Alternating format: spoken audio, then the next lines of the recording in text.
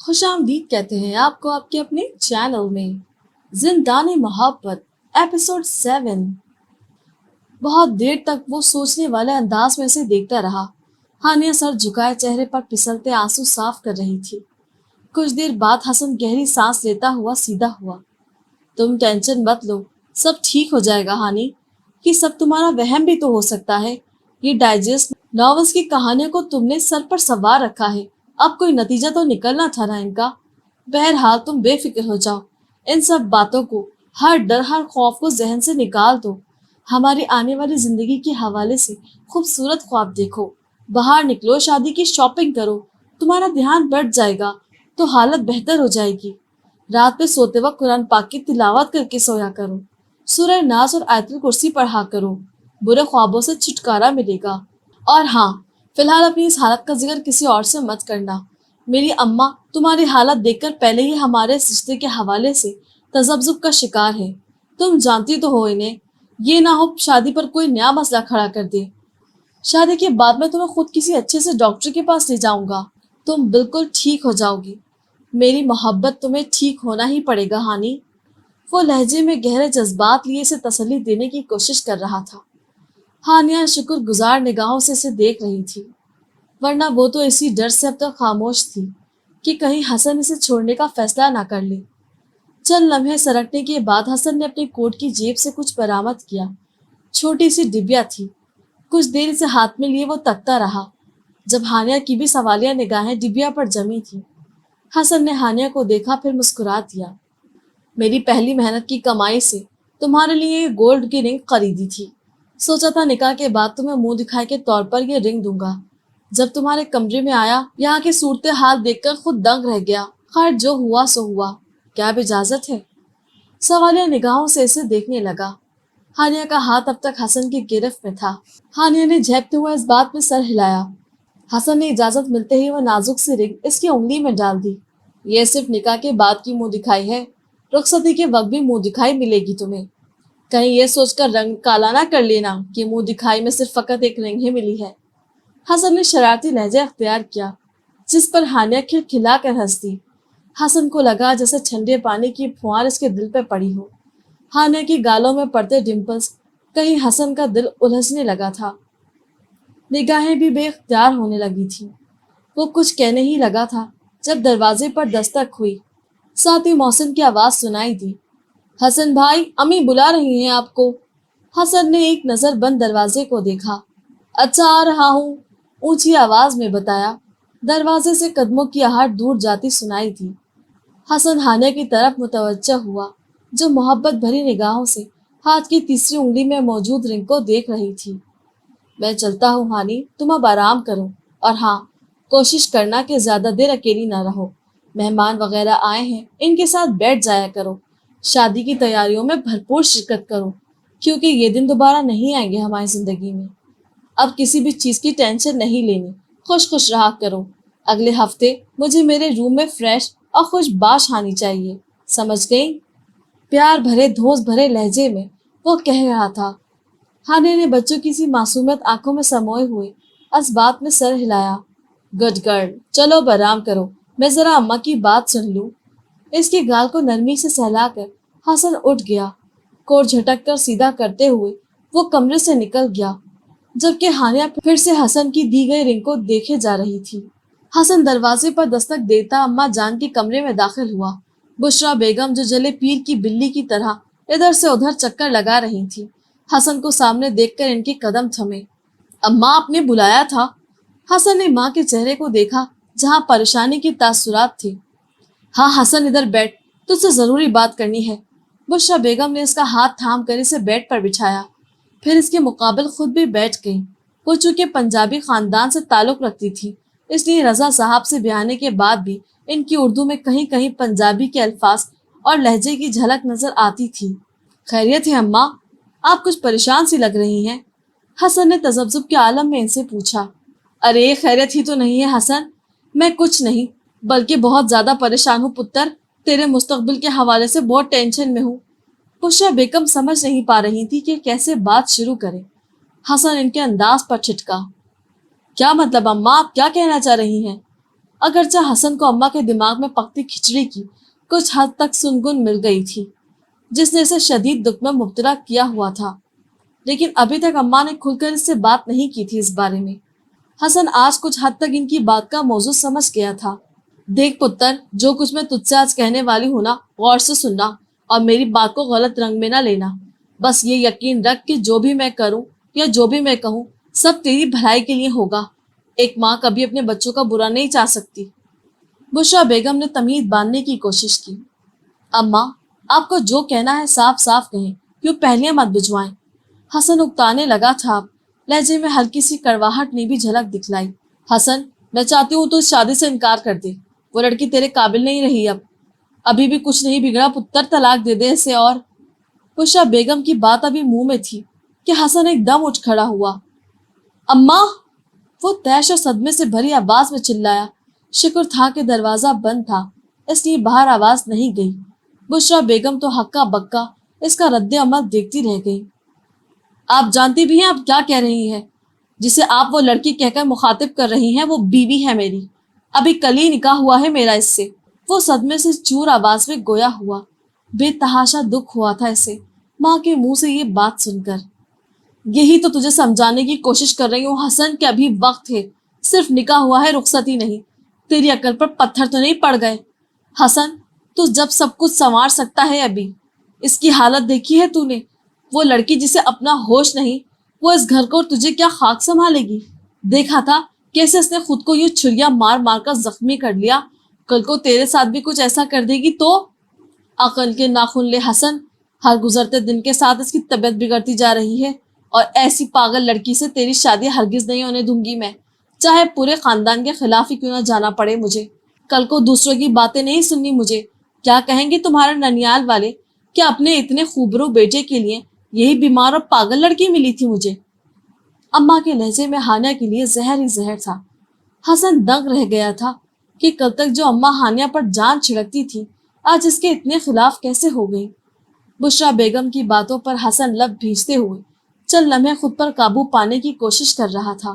کل تک ہانیہ کے پیچھے پھرنے والی آپ بھی تھی اماں، اسے میری بیٹی کہتے آپ کا منہ نہیں تھکتا تھا، تو وہ ساری محبت ایک دم کہاں جا سوئی آج جو اتنا زہر اگل رہی ہیں آپ اس کے خلاف۔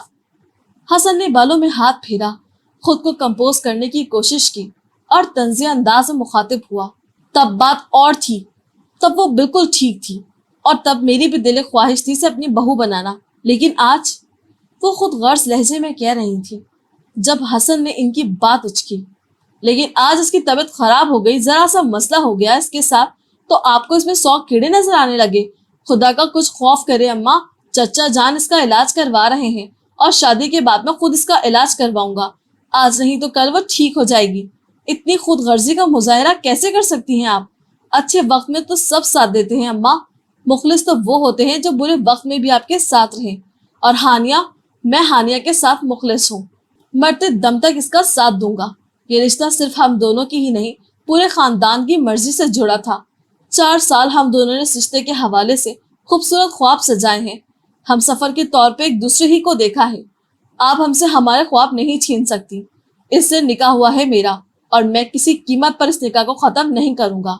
جو ڈیٹ فکس ہوئی ہے اسی ڈیٹ کو شادی ہوگی ہماری، اور یاد رکھیے گا اماں، اگر آپ نے دوبارہ ایسی کوئی بھی بات کہی یا شادی میں کسی قسم کی رکاوٹ ڈالنے کی کوشش کی اور اپنی ضد نہ چھوڑی تو سمجھ لیجیے گا کہ حسن آپ کے لیے مر گیا، کیونکہ ہانی کے بغیر جینے کا کوئی تصور نہیں میرے پاس۔ آخر میں حسن کی آواز میں ہلکی سی نمی کی آمیزش تھی، جبکہ بشریٰ بیگم تو حیران پریشان اس کا چہرہ دیکھتی جا رہی تھی۔ انہیں لگا تھا کہ حسن فوراً ان کی بات مان جائے گا، نہ بھی مانے گا تو ڈرا دھمکا کر ضد کر کے اس سے منوا لیں گی، لیکن یہاں تو پانی سر سے گزر چکا تھا۔ وہ گویا پاگل ہو چکا تھا ہانیہ کے عشق میں۔ دماغ خراب ہو گیا ہے اس لڑکے کا، کیا ملے گا اس سے شادی کر کے، مفت کی مصیبت سر ڈالے گا بس۔ حسن کے جانے کے بعد وہ غصے سے بڑبڑا کر رہ گئے، البتہ اس کے شدید رد عمل کے بعد ان میں اتنی ہمت نہ تھی کہ کسی اور سے اس بات کا تذکرہ کر سکتی یا دوبارہ حسن ہی سے اس بارے میں کچھ کہہ سکتی۔ اب مصلحت یہی تھی کہ خاموش رہا جائے۔ گھر کی خواتین شادی کی شاپنگ کے سلسلے میں مارکیٹ گئی تھی، جبکہ تایا جی اور بابا حال وغیرہ کی بکنگ کے سلسلے میں مصروف تھے۔ کچھ مہمان گھر میں موجود تھے۔ ہانیہ کچھ دیر باہر ان کے پاس بیٹھی رہی، لیکن شدید بوریت کا احساس ہوا۔ پچھلے 2 دن سے اس میں کافی چینج آیا تھا۔ باہر نکل کر بیٹھنے لگی تھی وہ سب کے ساتھ، حالت بھی قدرے بہتر تھی اس کی۔ کومل کے ساتھ ہنسی مذاق بھی چلتا رہتا تھا اس کا، لیکن آج کومل بھی بازار جا چکی تھی اپنی ضرورت کی اشیاء کی خریداری کرنے کے لیے۔ وہ کومل کے بغیر خود کو اداس سا محسوس کر رہی تھی۔ ویسے تو وہ بھی شاپنگ کے لیے جا رہی تھی، لیکن آج چونکہ اسے پارلر جانا تھا اس لیے وہ گھر ہی میں رک گئی تھی۔ محسن کی ذمہ داری لگائی گئی تھی اسے پارلر ڈراپ کرنے کی، جبکہ حسن سے مکمل پردہ کروا دیا گیا تھا اس کا۔ وہ بہانے بہانے سے ان کے گھر آتا، لیکن کومل اور دوسری لڑکیاں ہر بار اس کی چوری پکڑ لیتی اور ہانیہ کو ایک نظر دیکھنے کی خواہش دل میں دبائے سے واپس لوٹنا پڑتا۔ ہانیہ بھی انجوائے کر رہی تھی سچویشن کو اور ان دنوں کو۔ حسن کا خیال آتے ہی اس کے لبوں پر دل فریب سی مسکراہٹ نے اپنا ڈیرا جمایا۔ پارلر سے نکلنے میں ابھی 1.5 گھنٹہ باقی تھا۔ وہ کچھ دیر آرام کرنے کی غرض سے اپنے کمرے میں آئی۔ ڈریسنگ کے سامنے جا کر دوپٹہ کندھوں سے اتار کر بیڈ پر پھینکا، بالوں کو کیچر سے آزاد کرتے ہوئے ان میں برش پھیرنے لگی۔ ساتھ ہی ساتھ ہلکی سی آواز میں وہ کچھ گنگنا رہی تھی۔ چہرے پر دل فریب اور خوشنما رنگ موجود تھی، جو اس بات کے ضامن تھی کہ ان کے خیالوں میں فی الوقت حسن کا بسیرا ہے۔ بالوں کو ڈھیلے سے جوڑے میں مقید کر کے مسکراتے ہوئے وہ کھڑکیوں کے پردے برابر کرتی، لائٹ بند کرنے کو سوئچ کی جانب بڑھی کہ اسے روشنی میں نیند نہیں آتی تھی۔ ابھی بٹن آف ہی کیا تھا جب اسے عجیب سا احساس ہوا۔ ایک دم کسی غیر مرئی طاقت کے زیر اثر وہ دیوار سے جا لگی۔ شدید خوف کی ایک تیز لہر اس کے پورے وجود میں سرایت کر گئی۔ آنکھوں سے وحشت جھلکنے لگی۔ اس نے اپنے وجود کو حرکت دینے کی کوشش کی، لیکن اپنی جگہ سے 1 انچ ہل نہ پائی۔ ہاتھ یوں دیوار سے لگے تھے جیسے ہتھکڑیاں ڈال دی گئی ہوں۔ مسلسل خود کو ان ان دیکھی قید سے چھڑانے کی کوشش کرتے ہوئے اچانک اسے ٹھٹک جانا پڑا۔ اپنے قریب، بہت قریب کسی اور وجود کی موجودگی کا احساس ہوا اسے۔ سانسوں کی تپش اپنے رخسار پر محسوس ہوئی۔ اس نے دہشت سے سر اٹھا کر دیکھا۔ پروں کی اونٹ سے اندر داخل ہوتی ہلکی ہلکی سی روشنی اسے وہاں کوئی دکھائی نہ دیا، جس پر وہ ٹھٹر کر رہ گئی۔ اس نے چیخنے کی کوشش کی، لیکن کسی نے اس کے ہونٹوں پر انگلی رکھ کر اسے خاموش کروایا۔ شش! ساتھ ہی پراسرار سی مردانہ آواز بہت نزدیک سے سنائی دی، جیسے کوئی اس کے کان کے قریب سرگوشی میں بول رہا ہو۔ ہانیہ کی تو گویا سانسیں ہی رک گئی۔ خوف سے پھٹتی نگاہوں میں اب آنسو جم گئے، بدن پر لرزش طاری ہو گئی۔ چند لمحوں بعد اسے نظر نہ آنے والی وجود کی انگلی کا لمس اپنی کنپٹی پر محسوس ہوا، اور اس جادوئی طاقت نے جیسے اس کے دل کے سارے ڈر، خوف، وحشت کہیں دور بھگا دیے۔ وہ خود کو کسی طلسم میں جکڑا ہوا محسوس کرنے لگی۔ آنکھیں خود بخود بند ہونے لگی۔ ایک سرور کی کیفیت تھی جو پہلے کبھی محسوس نہ ہوئی تھی۔ دل عجب لذت کے عالم میں اس لمس کو محسوس کر رہا تھا۔ وہ انگلی کنپٹی سے رینگتی ہوئی اب رخسار کی دائیں جانب آ گئی تھی، ٹھیک اسی جگہ جہاں اس کا ڈمپل تھا۔ ہانیہ کے لب خود بخود مسکرا اٹھے، گالوں کے گڑھے مزید واضح ہوئے۔ انگلی اب دھیرے دھیرے حرکت کرتی اس کی تھوڑی تک پہنچی تھی، اور پھر انگلی اس کے چہرے سے ہٹا لی گئی۔ بیوٹیفل! کان کے قریب ایک بار پھر سرگوشی کی گئی، لیکن اس بار اس سرگوشی نے اسے خوف میں مبتلا نہیں کیا تھا۔ اس کا دل اس سرگوشی نما آواز کو بار بار سننے کے لیے مچلنے لگا۔ اس کی آنکھیں ہنوز بند تھیں، جیسے وہ نیند کے عالم میں ہو، کوئی خوبصورت ترین خواب دیکھ رہی ہو۔ چند ساتیں گزری تھی جب اس نے اپنا وجود ہوا میں معلق محسوس کیا۔ کسی نے بہت نرمی سے اس کے نازک وجود کو اپنے بازوؤں میں اٹھایا تھا۔ وہ ان بازوؤں کی گرفت اپنے گرد محسوس کر سکتی تھی۔ وہ جو بھی تھا اسے لیے بیڈ کی جانب بڑھ گیا۔ نرمی اور احتیاط سے اسے بیڈ پر لٹایا گیا، پھر بڑی محبت اور عقیدت کے ساتھ اس کے دائیں ہاتھ کی پشت پر ہونٹوں کا لمس چھوڑا گیا۔ ہانیہ کو یوں محسوس ہوا جیسے اس کا دل اسی ہاتھ میں دھڑکنے لگا ہو۔ دھڑکنوں کا شور واضح سنائی دے رہا تھا۔ چند پل مزید گزرے تھے، وہ ایک دم جھٹکے سے اٹھ بیٹھی۔ گہرے گہرے سانس بھرتے ہوئے اس نے اپنی گردن کو چھوا تو احساس ہوا کہ پورا وجود پسینے سے بھیگا ہوا، جبکہ سردیوں کا موسم تھا، اور ایسے موسم میں اتنا پسینہ! ایک دم بے تحاشا خوف نے اسے کپکپانے پر مجبور کر دیا۔ کچھ دیر پہلے کے سارے مناظر یاد کر کے اس کی ریڑھ کی ہڈی میں سنسنی کی ایک لہر دوڑ گئی۔ ذہن سمجھنے کے قاصر تھا، کہ ابھی چند منٹ پہلے جو کچھ ہوا وہ صرف اس کا خواب تھا یا حقیقت۔ اس نے بے ساختہ اپنے گال کو چھوا جہاں وہ لمس ابھی بھی محسوس ہو رہا تھا، پھر اپنے ہاتھ کو دیکھا۔ بظاہر ایسا کچھ نہ تھا جو یہ احساس دلاتا کہ جو کچھ ہوا وہ حقیقت ہے، لیکن اندر کہیں کوئی بار بار اسے یقین دہانی کروانے کی کوشش کر رہا تھا کہ یہ سب فقط اس کا خواب نہیں تھا۔ شادی میں 2 دن باقی تھی۔ پرسوں مہندی کی تقریب تھی اور اس سے اگلے دن بارات۔ گھر میں ہر فرد مصروف تھا کسی نہ کسی کام میں۔ ایک وہی تھی جسے آج کل اپنا آپ فارغ ترین لگ رہا تھا۔ کبھی ادھر بیٹھتی کبھی ادھر، کسی کام کو بھی ہاتھ نہیں لگانے دیا جا رہا تھا۔ اب وہ اکتانے لگی تھی فارغ رہ رہ کر۔ پہلے ناول یا ڈائجسٹ پڑھ کر وقت گزار لیتی تھی یا کوئی ہارر مووی دیکھ لیتی تھی، لیکن اب حسن کے سختی سے منع کرنے پر وہ خود کو اس کام سے روکے ہوئی تھی۔ کتنے ہی دن ہوئے اس نے حسن کی ایک جھلک تک نہ دیکھی تھی۔ کچھ اس کے لیے بھی وہ اداس ہو رہی تھی۔ سیل فون آج کل کومل کے قبضے میں تھا، جسے یہ کہہ کر اس سے لے لیا گیا تھا کہ وہ حسن سے بالکل بات نہیں کرے گی، نہ کال پر نہ میسیجز پر، اور یوں ان دونوں کی بے قراریاں اور جذبات کی شدتوں میں مزید اضافہ ہو رہا تھا۔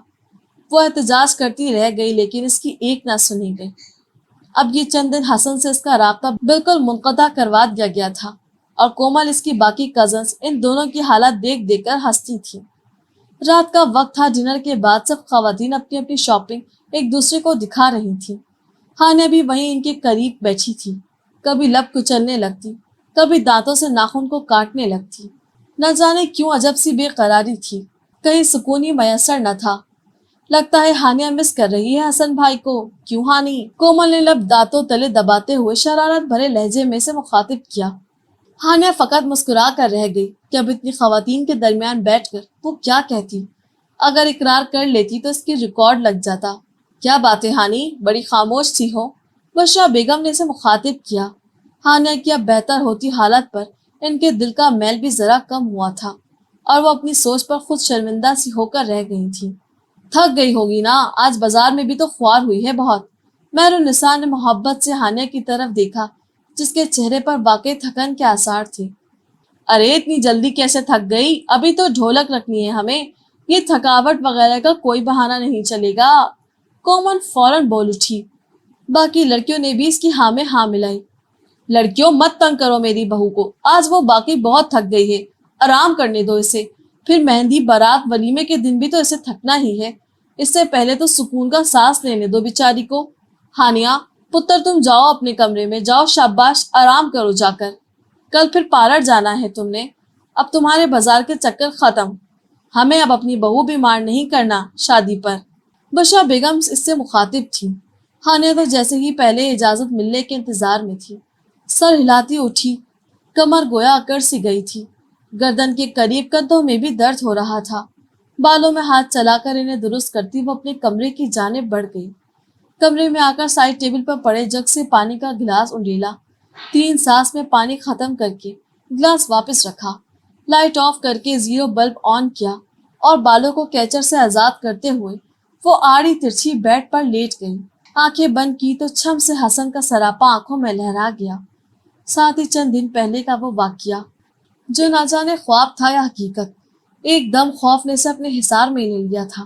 زیر لب آیت الکرسی کا ورد کرتے کرتے وہ کب غنودگی میں گئی اسے خبر نہ ہوئی۔ نہ جانے کتنی ہی دیر گزری تھی جب یوں ہی اچانک اس کی آنکھ کھلی۔ شاید خنکی کا احساس ہوا تھا، تبھی نیند ٹوٹ گئی تھی، البتہ ذہن ابھی بھی غنودگی کی کیفیت میں تھا۔ آنکھیں کھولنے پر کچھ بھی دکھائی نہ دیا، شاید لائٹ چلی گئی تھی۔ وہ بیڈ سے اتری، چپل پہنے بغیر اندازے سے ڈریسنگ ٹیبل کی جانب بڑھی جس کے ایک دراز میں ٹارچ رکھی تھی۔ باہر بھی صرف خاموشی چھائی تھی، غالباً سب سو چکے تھے، تبھی کسی قسم کی کوئی آواز سنائی نہیں دے رہی تھی۔ وہ ادھر ادھر ہاتھ مارتی ڈریسنگ تک پہنچی، دراز کو کھول کر ہاتھ سے چٹولتے ہوئے ٹارچ کی تلاش شروع کی۔ چند ہی لمحوں میں ٹارچ اس کے ہاتھ میں تھی۔ اس نے ٹارچ آن کی لیکن وہ آن نہیں ہو رہی تھی۔ بار بار آن آف کرنے کے باوجود بھی کامیابی نہ ہوئی تو وہ جھنجھلا سی گئی۔ کیا مصیبت ہے؟ انداز میں غصے کی جھلک تھی۔ پیشانی پر ہاتھ رکھتے ہوئے اس نے غصے کو کم کرنا چاہا۔ سیل فون بھی پاس نہ تھا کہ اس کی ہی روشنی کر لیتی۔ تیش میں ہانیہ نے ٹارچ کو دوسرے ہاتھ پر مارا اور حیرت انگیز طور پر ٹارچ آن ہو گئی۔ ہانیہ نے حیران ہو کر ٹارچ کی جانب دیکھا جس کا بٹن تو آف تھا، پھر ٹارچ خود بخود کیسے جل اٹھی؟ ابھی وہ اسی بات میں الجھ رہی تھی جب اس کی نگاہ ڈریسنگ مرر پر پڑی اور خوف کی ایک شدید لہر اس کے پورے وجود پہ سرایت کر گئی۔ پساختہ منہ پر ہاتھ رکھ کر اسے اپنی چیخ کو روکا تھا، 2 قدم لڑکھڑا کر پیچھے ہوئی۔ اس سرد موسم پر پیشانی پہ آنے والے پسینے کی بوندوں کو ہاتھ سے صاف کیا، پھر پھٹی پھٹی نگاہوں سے دوبارہ ڈریسنگ مرر کو دیکھا جہاں تازہ خون سے چند الفاظ لکھے تھے: Haniya, come to S P forge on 17 December at 2:30 AM۔ اس کے ہاتھ سے ٹارچ چھوٹ کر زمین پر جا گری۔ 17 دسمبر کی رات 2:30 بجے اسے اس جگہ بلایا جا رہا تھا، اور آج 16 دسمبر کی رات تھی، یعنی کل۔ لیکن کیوں؟ اور بلانے والا تھا کون؟ کیا مقصد تھا اس کا؟ کیوں وہ ہانیہ کے پیچھے پڑا تھا؟ کیوں ہر وقت اسے خوف کے حصار میں قید کرنے پر مجبور تھا؟ بہت سے سوال اٹھ رہے تھے اس کے دماغ میں، لیکن وہ بے یقینی سے شیشے کو دیکھتی چلی جا رہی تھی۔ تبھی لائٹ آنے سے پورا کمرہ روشنی میں نہا گیا۔ ہانیہ نے آئینے کی جانب دیکھا، وہ الفاظ آج غائب نہیں ہوئے تھی۔ تازہ خون بہتا نیچے تک آتا ڈریسنگ ٹیبل کو رنگین کرتا جا رہا تھا۔ یہ سب جیسے وہ اب تک خواب سمجھ رہی تھی، وہ خواب نہیں تھا، مجسم حقیقت تھا، اور آج کے اس واقعے کے بعد وہ اس حقیقت کو نہیں جھٹلا سکتی تھی۔ وہ ساری رات اس نے خوف میں مبتلا ہو کر گزاری۔ حسن سے وہ اس معاملے کو ڈسکس کر سکتی تھی، لیکن آج کل ان دنوں ان کے ملنے پر سخت پابندی لگا دی گئی تھی۔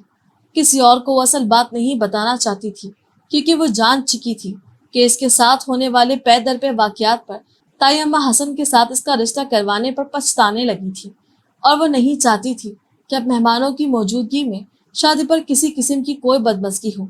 مہر نساء کو وہ بتا نہیں سکتی تھی، وہ پہلے ہی بلڈ پریشر کی مریضہ تھی۔ ذرا سی بات کو دل پر لے کر گھنٹوں روتی رہتی اور اپنی طبیعت خراب کر کے بیٹھ جاتی۔ گھر میں مہمان جمع ہو چکے تھے، ایسے میں کوئی راستہ سجھائی نہ دے رہا تھا اس کو۔ آخر وہ کرے تو کیا کرے؟ وہ ساری رات اس نے جاگ کر گزاری، کبھی اٹھ کر ٹہلنے لگتی، کبھی بیڈ پر بیٹھ کر سر ہاتھوں میں گرا لیتی۔ پھر اٹھ کر اس نے واش بیسن سے کپڑا گیلا کیا اور ڈریسنگ مرر کو اچھی طرح رگڑ رگڑ کر صاف کیا۔